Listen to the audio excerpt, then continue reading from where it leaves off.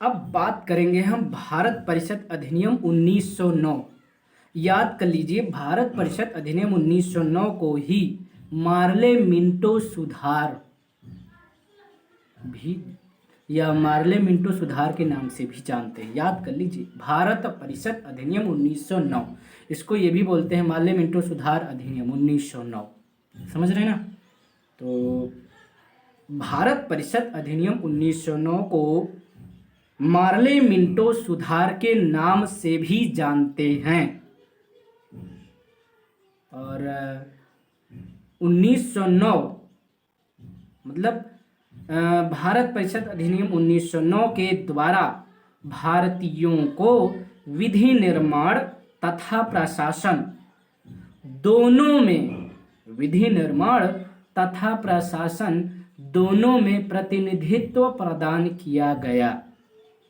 और इस अधिनियम ने केंद्रीय तथा प्रांतीय विधायिनी शक्ति को बढ़ा दिया। ओके। और परिषद के सदस्यों को बजट की विवेचना करने तथा उस पर प्रश्न करने का अधिकार दिया गया। और पृथक निर्वाचन के आधार पर मुस्लिमों के लिए सांप्रदायिक प्रतिनिधित्व का प्रावधान किया गया था। अब बात करते हैं भारत शासन अधिनियम 1919 के बारे में। तो वीडियो को एंड तक जरूर देखिएगा अगर आपको पूरी जानकारी हासिल करनी है तो अच्छे से, ठीक है। और अभी तक सब्सक्राइब नहीं किया हमारे चैनल को तो आप सब्सक्राइब कर सकते हैं। तो ध्यान से सुनिएगा, भारत शासन अधिनियम 1919 को मॉन्टेग्यू चेम्सफोर्ड सुधार के नाम से जाना जाता है। और इस अधिनियम द्वारा पहली बार प्रत्यक्ष चुनाव प्रणाली अपनाई गई। पहली बार प्रत्यक्ष चुनाव प्रणाली अपनाई गई। जो चीज़ मैं दोहरा रहा हूँ ये समझ लीजिए, वो थोड़ा सा ज़्यादा इम्पोर्टेंट है, एग्ज़ाम में पूछा भी गया है। तो हमारी आवाज़ को ध्यान से सुनते रहिएगा आप लोग और वीडियो भी देखते रहिए। तो मैंने क्या कहा कि भारत शासन अधिनियम 1919 द्वारा पहली बार प्रत्यक्ष चुनाव प्रणाली अपनाई गई।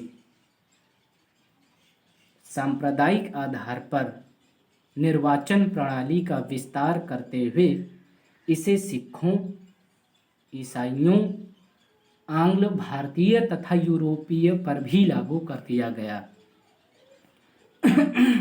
सॉरी। और 1909 मतलब भारत शासन अधिनियम 1919। ओके। भारत शासन अधिनियम 1919 द्वारा पहली बार केंद्र में द्विसदनीय व्यवस्था स्थापित की गई। इस अधिनियम द्वारा सभी विषयों को केंद्र तथा प्रांतों में बांट दिया गया। ये भी यह भारत शासन अधिनियम 1919 में ही हुआ कि सभी विषयों को केंद्र तथा प्रांतों में बांट दिया गया। और द्विसदनीय केंद्रीय विधानमंडल समस्त ब्रिटिश भारत के लिए कानून बना सकती थी।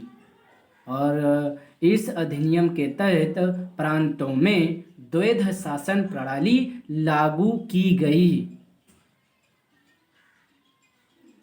और प्रांतीय विषयों को दो भागों में बांटा, पहला आरक्षित, दूसरा हस्तांतरित।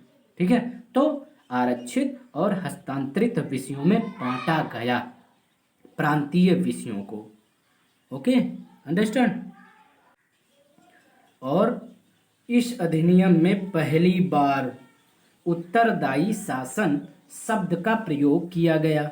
मतलब भारत शासन अधिनियम 1919 में ही, ठीक है, भारत शासन अधिनियम 1919 में ही पहली बार उत्तरदायी शासन शब्द का प्रयोग किया गया। और इसके अंतर्गत एक आयोग का गठन किया जाना था जिसका कार्य 10 वर्ष बाद इस अधिनियम की समीक्षा करने के बाद अपनी रिपोर्ट प्रस्तुत करना था।